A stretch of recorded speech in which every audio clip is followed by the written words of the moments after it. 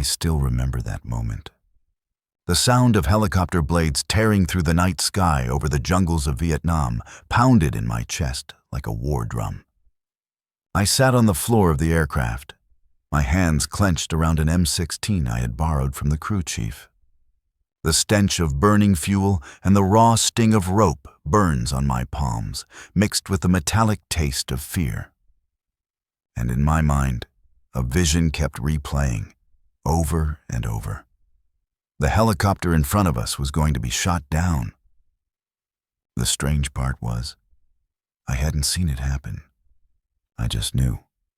A gut-deep certainty, as if the future itself had already been written. I leaned toward the crew chief and told him, "That bird in front of us, it's going down." "Sevens." He gave me a look like I'd lost my mind. But not 10 minutes later, the night exploded in fire. A missile streaked upward, tearing through the darkness, and the helicopter ahead erupted into a ball of flame. The sky lit up with sparks of burning metal as the aircraft spiraled into the jungle. Screams and the shriek of twisted steel tore through the night. Enough. And that's when I realized fate had left me no choice. I would have to go down there, into that inferno of fire, wreckage, and enemy rifles waiting in the shadows. Alone. I wasn't supposed to be there that day. In fact, I had just returned from a brutal mission and was promised 2 days of rest. My team needed it. I needed it. So I packed my gear, ready to slip out of camp for a brief escape downtown, away from orders, away from responsibility, if only for 48 hours. But war has a way of finding you, even when you're not looking for it. As I walked toward the gate, I heard the roar of a helicopter landing on our pad. Hey! The crew looked frantic, their movements sharp and desperate. One of them spotted me and shouted, though I couldn't make out his words over the noise. I stepped closer, and his face was wild with urgency. "Do you know how to rig McGuire rigs to the floor of a helicopter?" he demanded. I nodded without hesitation. I had done it before. So I leaned my rifle against a container, climbed aboard, and began fastening the ropes, tying every knot with practiced hands. And then, without warning, the helicopter lifted off. The ground fell away beneath us. I turned to the crew chief, confused, and said, "Hey, I'm still on here." Sevens. He looked at me with an expression that told me everything. I wasn't supposed to leave, but now it was too late. They were in trouble, and I was going with them. At first, I didn't know what kind of mission this was. I didn't know where we were headed or who needed saving. But as the blades pounded above me and the jungle stretched out below, a cold realization settled over me. This wasn't going to be a simple ride along. I could feel it in my gut. Something terrible was waiting for us. And soon, I would find myself face to face with it. The helicopter shook as it climbed, the doors rattling against their hinges. I sat on the floor beside the McGuire rig, hands still raw from tying knots, trying to make sense of what I'd just been pulled into. Nobody was offering me answers, and I didn't ask. Sometimes silence speaks louder than orders. The crew's faces were tight, their eyes darting toward the tree line below, and I knew this wasn't routine. As we cut across the jungle, a vision kept flashing in my mind. Not a dream, not a thought. A vision. The helicopter ahead of us being torn out of the sky, black smoke spiraling into the canopy. I tried to shake it, but it returned again and again, as vivid as the sweat dripping down my brow. Finally, I leaned toward the crew chief. "Got a bad feeling," I told him. "In my head, that bird in front of us gets hit." Sevens. He gave me a look somewhere between amusement and pity, like I'd lost it. "Yeah, you're crazy," he said. 10 minutes later, the sky lit up. Gunfire erupted from the ridges. The helicopter in front of us shuddered, tilted, then plummeted nose first into the jungle. My gut twisted as the explosion roared upward, fire licking the trees. The crew chief grabbed my arm, eyes wide. "You're not going to believe this," he shouted over the chaos. "They just shot down the lead bird." Sevens. I didn't reply. I already knew. Circling the crash site, we saw twisted metal wedged into a ravine, its tail jutting like a broken bone.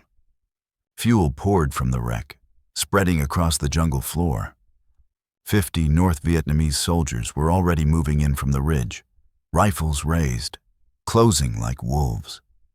If a single tracer round touched that fuel, the men trapped inside were finished. And they weren't moving. Too broken. Too dazed. Helpless. I turned to the pilot. "Put us right over that hole in the canopy." Sevens. He hesitated, staring at me like I was asking him to fly into hell. "Do it," I barked. "We don't have time." The Maguire rig uncoiled from the helicopter's belly, dangling above the trees like a lifeline. Some naan. I wrapped my hands around it, feeling the rough nylon bite into my skin. I didn't have gloves. Didn't have a plan. Just urgency. "Lower me," I shouted. The moment I gripped the rope, the friction seared my palms. By 30 feet down, the nylon had turned hot red, eating the skin clean off my hands.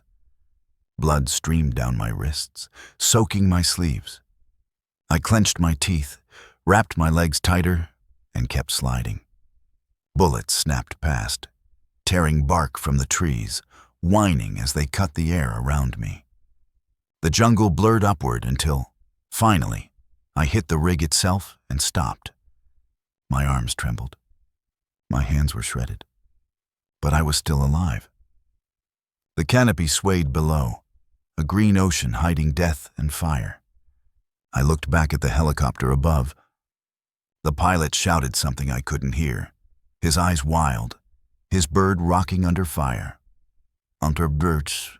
If I didn't drop now, he'd be forced to pull away, and then I'd be useless.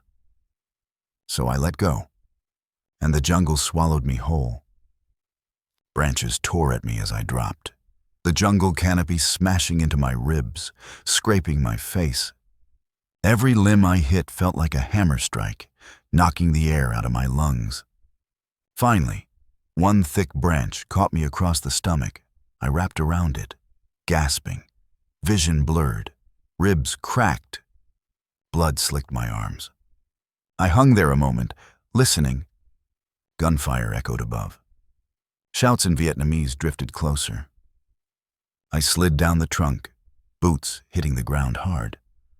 2 NVA soldiers stood barely 10 yards away, rifles raised, stunned to see me crash out of the trees like some bloody phantom.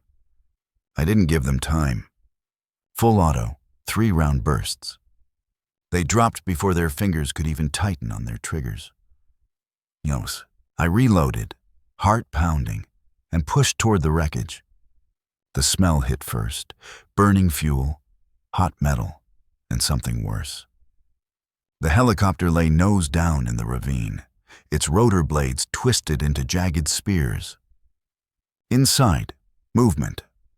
A pilot's arm, feebly pushing against shattered glass. Beside him, the co-pilot slumped, barely breathing. And another crewman pinned in the back, his uniform soaked dark. "Lee," I shouted.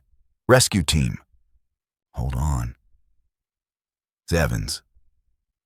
But they didn't trust me. Not yet. One of them raised a revolver and fired. The rounds cracked past my head, weak but close enough. He thought I was the enemy. I yelled louder, stumbling closer through the smoke. "I'm American. I'm here to get you out."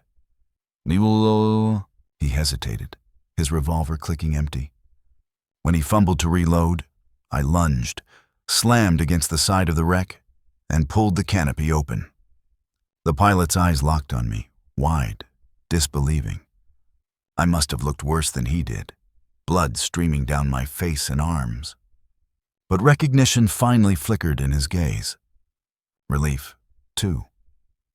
One by one, I dragged them clear, shoving their broken bodies behind a boulder away from the leaking fuel.